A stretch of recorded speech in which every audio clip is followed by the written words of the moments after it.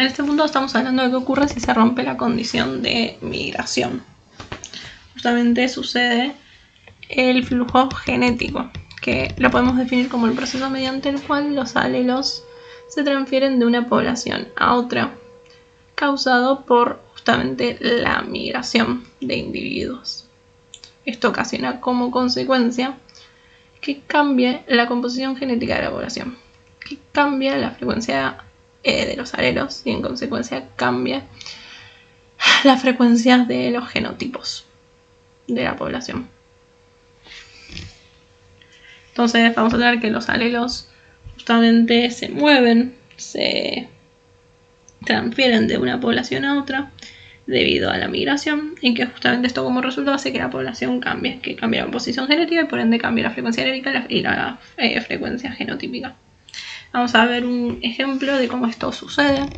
Justamente podemos partir de una población de 500 conejos, en donde justamente hay un gen que tiene dos alelos, A dominante, A mayúscula y minúscula, o dominante y recesivo. Y podemos, si contabilizamos todos los alelos de estos 500 conejos, nos encontramos con que el 70 de esos alelos son A mayúscula y el 30% de esos alelos son A minúscula. ¿Sí? Ahora supongamos que desde el continente llegan otros 100 conejos de otra parte, y a estos conejos, como dijimos, en vez de tener alelos A mayúscula y minúscula, tienen A mayúscula y B minúscula. ¿Sí?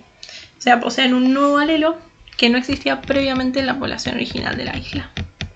Por ende, cuando justamente estos conejos nuevos inmigrantes llegan y se cruzan y se reproducen con los conejos originales de la isla, lo que va a suceder justamente es que estos nuevos conejos van a introducir el alelo B.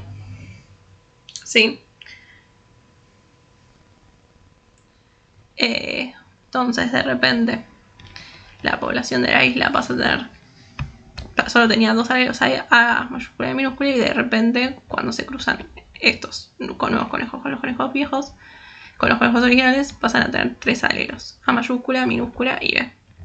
Justamente, esto modifica se modifican los tipos de alelos que tenía, porque de repente aparece un nuevo alelo, y además cambia también la frecuencia de los alelos, ¿sí? Ya que habrá una parte de la población que antes no tenía, va a aportar el alelo B, justamente.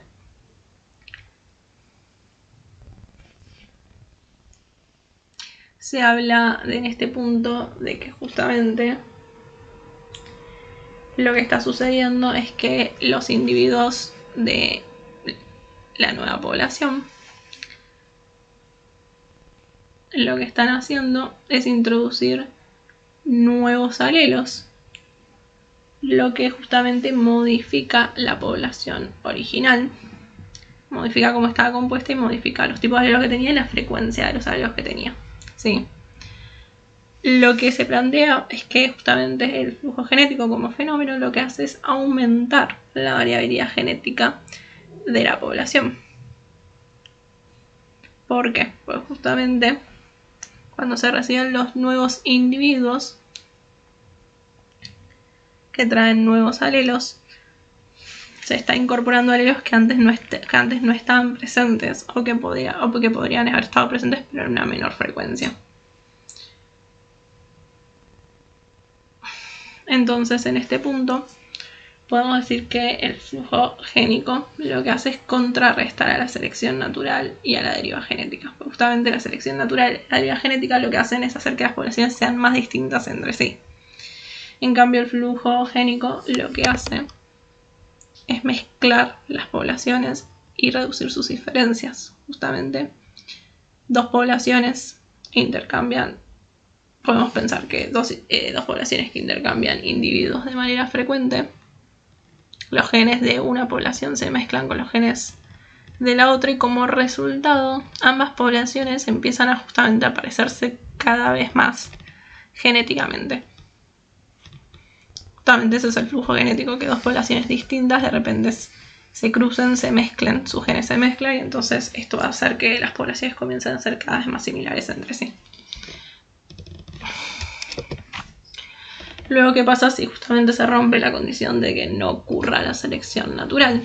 Esto ya lo hemos hablado, pero justamente la selección natural es un proceso evolutivo mediante el cual los individuos de una población presentan cierto rasgo favorable que representa una ventaja en un determinado ambiente y por ende quien lo posee tiene una mayor probabilidad de sobrevivir, de reproducirse y dejar descendencia. Como consecuencia de esta diferencia en el éxito reproductivo, justamente la frecuencia, justamente las personas que tienen ese rasgo ventajoso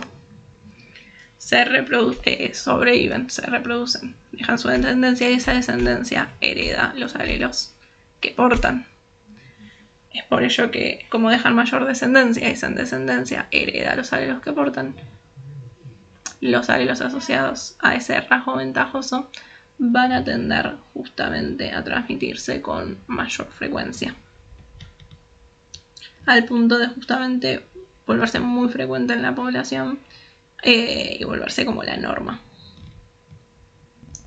Entonces acá estamos mostrando cómo la selección natural lo que hace es justamente que cuando sucede cambia la composición genética de la población, cambia la frecuencia alélica y por ende la frecuencia genotípica de la población. Luego podemos hablar del polimorfismo genético. Justamente para traer la idea es que justamente en una población no existe un solo tipo no existe solo una versión de cada gen para cada característica, sino más bien existen varias versiones del mismo gen llamadas alelos. Esto ya lo conocíamos.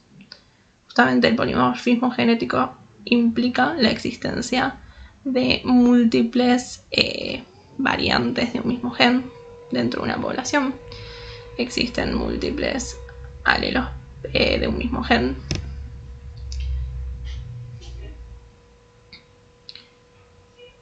Un ejemplo sencillo sería imaginar el gen color de flores y justamente este tiene distintas variantes, distintas versiones, distintos alelos. Una podría ser la variante flores rojas, otra la variante flores blancas, otras flores rosadas, flores amarillas y así. Todas serían versiones distintas del mismo gen que existen en la misma población al mismo tiempo. ¿Sí? El polimorfismo genético justamente implica que existe variabilidad genética entre los individuos de una población. Sin embargo, muchas de estas variantes no se van a observar directamente en el fenotipo, justamente por esto que hemos visto de que si es homocigoto recesivo, homocigoto dominante o heterocigoto, el fenotipo, o sea, la característica observable va a estar distinta.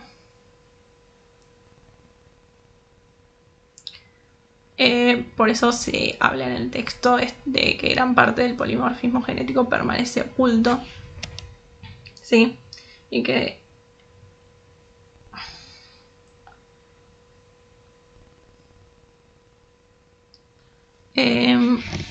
bueno, con eso ya estaríamos con polimorfismo genético.